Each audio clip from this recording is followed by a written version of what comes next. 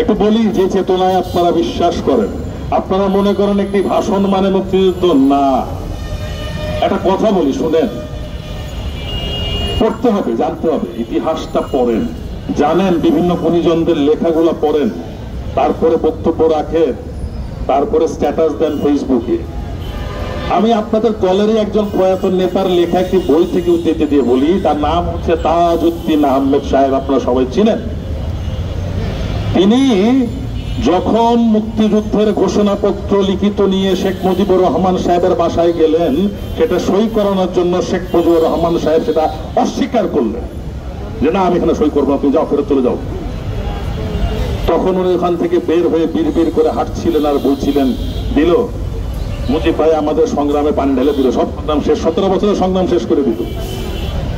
যেদিন 25শে মার্চের কালো রাত্রিতে পাকিস্তান বাহিনী বাংলাদেশের নিরীহ নিরস্ত্র বাঙালির উপর আক্রমণ করে হত্যাযজ্ঞ চালু করেছিল, সেই দিনই তাজউদ্দিন সাহেবই গিয়েছিলেন শেখ মুজিব সাহেবকে বলতে যে চলেন ভাই আমরা চলে যাই, আমাদেরকে যদি কিছু হয়ে যায় তাহলে নেতৃত্ব শূন্য হয়ে যাবে দেশ, বলছে তোমরা যাও আমি এখানে আসি। তখন আবার তারা বলছে চলেন যাই, নেতৃত্ব দেশের নেতৃত্ব দিবে কে, বলছে ইটস অ্যান অর্ডার, তোমরা যাও। তার সাথে আমিনুল ইসলাম সাহেব ছিলেন, আমিনুল ইসলাম সাহেব। এগুলো ইতিহাসগুলো পড়বেন। স্বাধীনতার যে চেতনা নিয়ে আমরা মুক্তিযুদ্ধে অংশগ্রহণ করে দেশ স্বাধীন করেছিলাম, সেই চেতনা কি স্বাধীনতার পরবর্তী সরকার রক্ষা করেছিল? যদি রক্ষাই করে থাকে তাহলে ৭৪-এ বাকশাল কেন গঠন করা হলো? আমার গণতান্ত্রিক অধিকার, আমার কথা বলার অধিকারকে ক্ষুণ্ণ করা কেন হলো? কেন একটা দলের ভেতর থেকে সমস্ত ডিসিশন না হলো, এক ব্যক্তি শাসন কায়েম করা হলো? এটা কি আমার স্বাধীনতার চেতনা ছিল? আপনারা আপনাদের চেতনার জায়গাটা আরেকটু ঝকঝকে পরিষ্কার করার চেষ্টা করেন, কোন চেতনায় বিশ্বাস করেন। তাহলে কি আমি বুঝবো আপনার স্বৈরাচারী ফ্যাসিস্ট চেতনায় বিশ্বাসী? তাহলে কি আমি বিশ্বাস করবো যে আপনার মতের বিরুদ্ধে গেলে আপনি আমাকে হত্যা করবেন? তবে আমি বিশ্বাস করবো যে আপনার মতের বিরুদ্ধে গেলেই আপনি আমাকে জেলে পড়বেন, আমার শিশুকে হত্যা করবেন? হ্যাঁ, বদলান, বদলান, সময় আছে, বদলান। 1 বছর হয়ে গেছে, আপনারাও কাজ করতেছেন।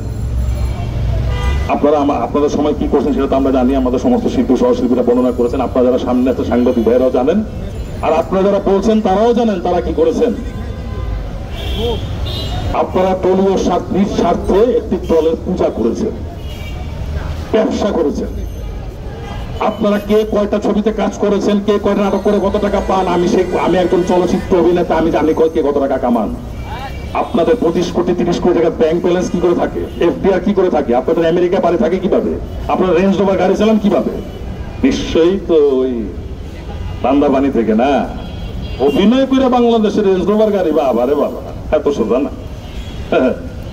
তো শুধরায় যান, বেশি নাড়াচাড়া করেন না। ঘাটাঘাটি করলে আমরা ঘাটাঘাটি শুরু করবো, অনেক কিছু নষ্ট হয়ে যাবে আপনাদের।